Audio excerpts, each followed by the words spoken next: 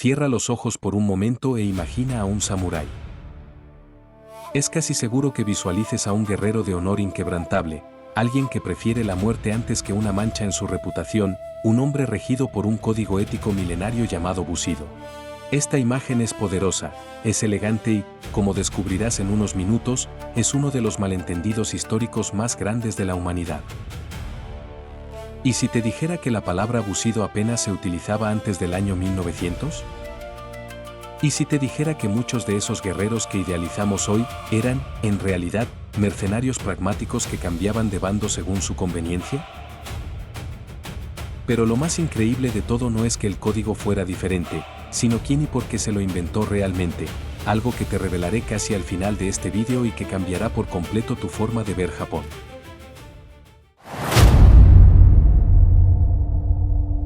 Hoy vamos a separar la propaganda de la historia.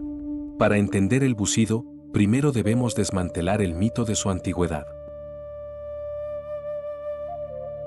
Existe la idea de que los samuráis siempre tuvieron un manual de conducta escrito bajo el brazo, pero la realidad es muy distinta.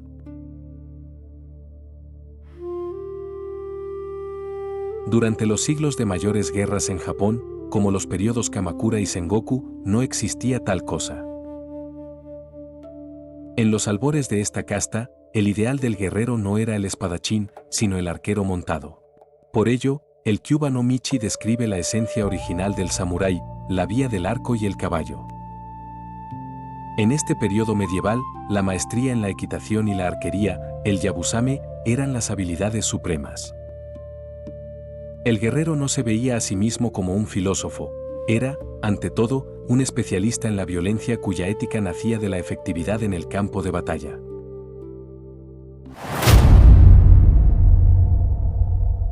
Aquí es donde aparece nuestra primera gran duda: si no tenían un código escrito, ¿qué les impedía traicionar a su señor en cada batalla?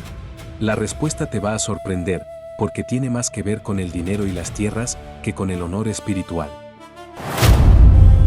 La realidad histórica nos muestra que en las eras de guerra total, lo más importante no era la justicia, sino la supervivencia del linaje.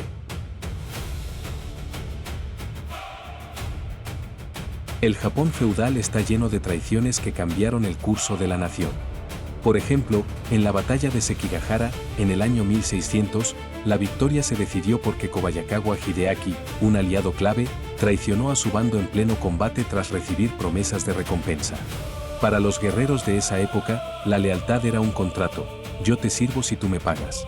Si el señor perdía poder, el samurái buscaba un nuevo jefe. No era deshonra, era negocio.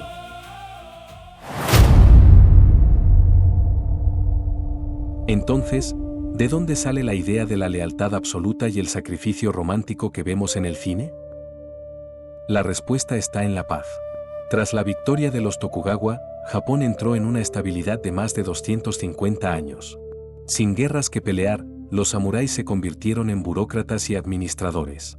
Tenían un gran problema: eran guerreros en un mundo que ya no necesitaba la guerra. Fue aquí cuando el Bushido empezó a teorizarse, influenciado por el neoconfucianismo chino. En 1716 aparece el famoso Hagakure, con su frase: la vía del samurái se encuentra en la muerte. Pero atención, en su época, el Hagakure fue un fracaso total. Muchos samuráis reales lo consideraban extremista y poco realista.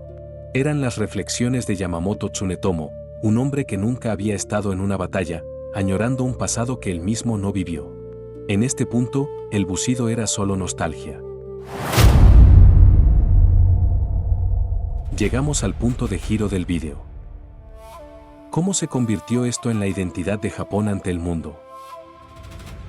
La respuesta se escribió originalmente en inglés.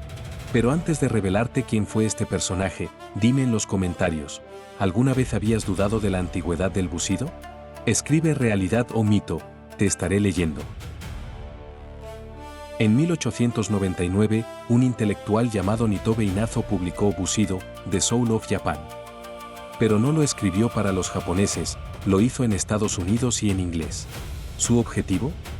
Convencer a Occidente de que Japón no era una nación de salvajes. Nitobe comparó el bucido con la caballería europea para que los americanos lo entendieran, presentando al samurái como un caballero cristiano con katana.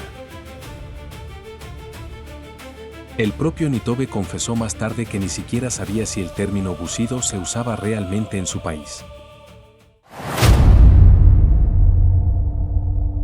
El éxito fue masivo en el extranjero, y el gobierno imperial vio en este libro la herramienta perfecta. Tomaron este bucido romántico de Nitobe y lo transformaron en adoctrinamiento para militarizar a la sociedad. Se utilizó para enseñar a los niños que el bucido exigía una lealtad ciega al emperador. Las famosas tácticas suicidas de la Segunda Guerra Mundial, como los kamikazes, se presentaron como tradición milenaria. Pero como hemos visto, el samurái clásico no era suicida, valoraba su vida y sus armaduras. Lo que vimos en el siglo XX no fue tradición, fue una interpretación moderna y radicalizada diseñada para la guerra.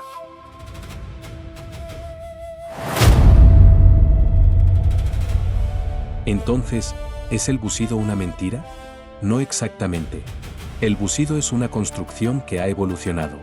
No fue un código estático, fue lo que Japón necesitó que fuera en cada momento: táctica de supervivencia, filosofía de paz, carta de presentación al mundo, finalmente, motor nacionalista. El rigor histórico nos obliga a ver al samurái como un ser humano complejo, capaz de una lealtad conmovedora pero también de una ambición fría. El honor no era una idea abstracta, sino una cuestión de estatus y poder. Hoy, la esencia del bucido sigue viva en la disciplina de la sociedad japonesa, pero es una versión filtrada por los siglos. Dime en los comentarios, ¿te decepciona saber que los samuráis eran más humanos y menos santos de lo que creías? Te leo. Y si quieres saber cómo estas ideas influyeron en las artes marciales modernas, haz clic en el vídeo que aparece en pantalla. Nos vemos en el próximo vídeo de Dojo Digital.